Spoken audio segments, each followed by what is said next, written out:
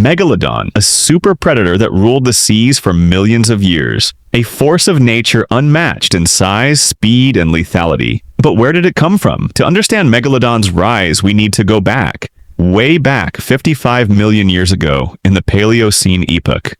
Dinosaurs were gone. The oceans were recovering from the asteroid impact that ended the Mesozoic. One lineage began to grow larger, stronger, smarter. From those primitive ancestors over tens of millions of years emerged a titan, a shark so large it made even the great white look like a guppy.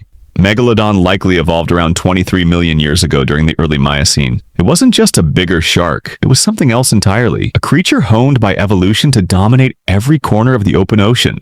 Estimates based on fossilized teeth and rare vertebrae suggest it reached up to 60 feet or 18 meters in length. Its mouth alone could open nearly 10 feet wide, enough to swallow two grown humans side by side. But it wasn't just long, it was bulky. Unlike the sleek torpedo shape of today's great white, Megalodon was stockier, thicker, built like a nuclear submarine crossed with a missile. Its bite force was estimated at over 40,000 pounds per square inch. That's enough to crush a car or snap the spine of a whale. Teeth the size of human hands lined its massive jaws. Serrated, sharp, and constantly replaced, they formed the deadliest smile the ocean has ever seen.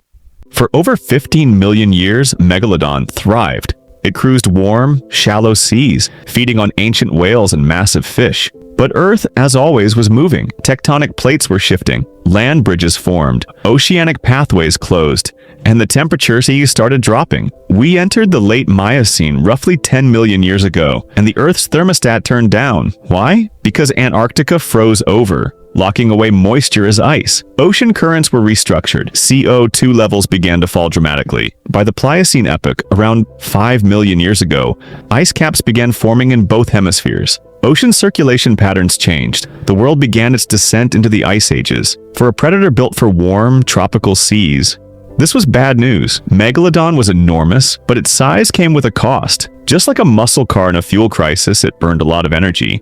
A 60-foot, 50-ton shark requires thousands of calories a day. For that, it needed warm seas full of slow-moving, fatty whales. That was its fuel tank. But as the oceans cooled, whale populations began migrating to colder, more polar regions. Ocean prey became smaller, faster, and more spread out. The energy economy collapsed for a titan like Megalodon. Warm coastal waters were shrinking. Hunting became harder, and Megalodon couldn't adapt fast enough. While Megalodon was struggling, others were rising. In the deep, dark waters of the evolving oceans, a new killer was perfecting its skills. The orca. Smaller, smarter, faster, and pack hunting. Orcas were everything Megalodon wasn't. They could hunt in pods, communicating through complex vocalizations, chase prey into colder waters, adapt behavior quickly, learning and teaching tactics. While there's no direct fossil evidence of Megalodon fighting orcas, ecological theory suggests the rise of smarter marine predators put serious pressure on slower, bulkier giants. Another contender is Leviathan melvillei, a 60-foot sperm whale with a massive bite and huge teeth. Leviathan likely shared the same prey pool. In other words, Megalodon had competition, not from size, but from strategy. Megalodon roams the coast of what is now the Mediterranean. The waters are colder, food is scarce. Pod of whales started moving towards north into cooler, deeper waters. Megalodon follows, but its warm-blooded metabolism struggles in the chill. Prey is faster, leaner, and farther apart. It strikes and misses. Days pass without a proper meal. The massive beast grows weaker. Its energy reserves drop. It sinks into deeper water slower, starving. This wasn't a rare event. This became the norm. The once invincible hunter now faced famine. So when exactly did Megalodon vanish? The fossil record offers a chilling clue.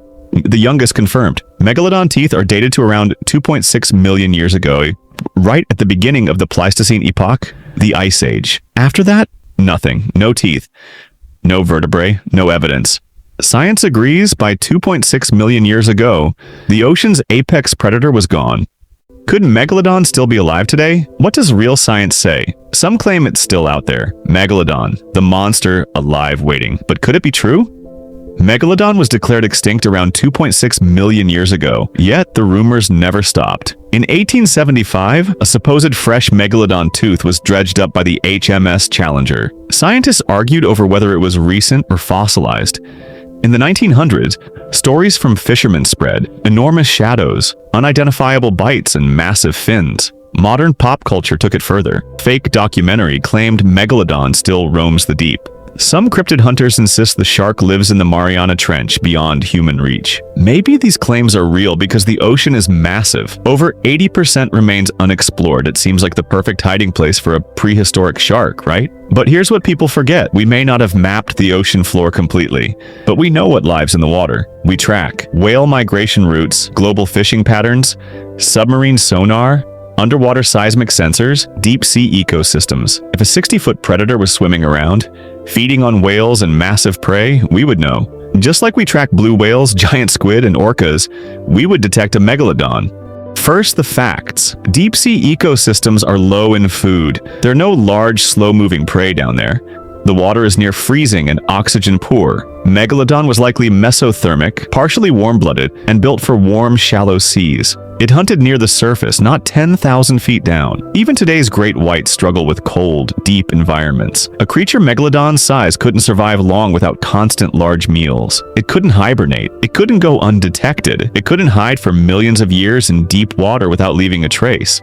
The teeth are the key. Megalodon teeth are enormous, up to 7 inches long, and built to cut through bone. Sharks constantly shed teeth, tens of thousands in a lifetime. If Megalodon still lived, we would find fresh teeth in modern sediments. But every single tooth found is fossilized, often mineralized, and deeply buried in ancient geological layers. Not one recent, unfossilized Megalodon tooth has ever been found. Not in oceans, not in stomachs, not in fishing nets. No teeth, no shark. In today's oceans, nothing that big can stay hidden. Navy sonar arrays cover huge parts of the ocean. Submarines constantly scan for anomalies. Nothing that size has been spotted. We use satellites to track surface movement of large sea creatures. Commercial and military fishing industries use deep water radar, net sensors, and seismic imaging. If a megalodon-sized animal moved through these systems, there would be a signal, a ping, a trail, and yet nothing. Let's imagine. What evidence would scientists accept? Number 1. A fresh megalodon tooth, not fossilized, found embedded in a whale carcass. Number 2. A clear, verifiable sonar or satellite image showing a 60-foot shark-like creature. Number 3. High-definition underwater footage of the animal itself. Number 4. An unaltered tissue sample, DNA, flesh, or blood. Not blurry photos or edited clips. And certainly not a friend of a fisherman saw something huge. In science, extraordinary claims require extraordinary evidence. And so far, there's zero scientific proof of Megalodon's survival. So, if the evidence isn't there, why do so many believe? It's psychological. Megalodon represents the fear of the unknown. It's a perfect villain. Massive, ancient, unseen. The deep ocean triggers primal fear. Media has fed this obsession. Movies like The Meg, fake documentaries on cable TV, but wanting something to be true doesn't make it real. Every claim of modern sightings has been debunked or unproven. That doesn't make it any less fascinating. Its extinction makes Megalodon more mysterious. Because now, it's not just a monster, it's a memory of a time when Earth's oceans were ruled by giants.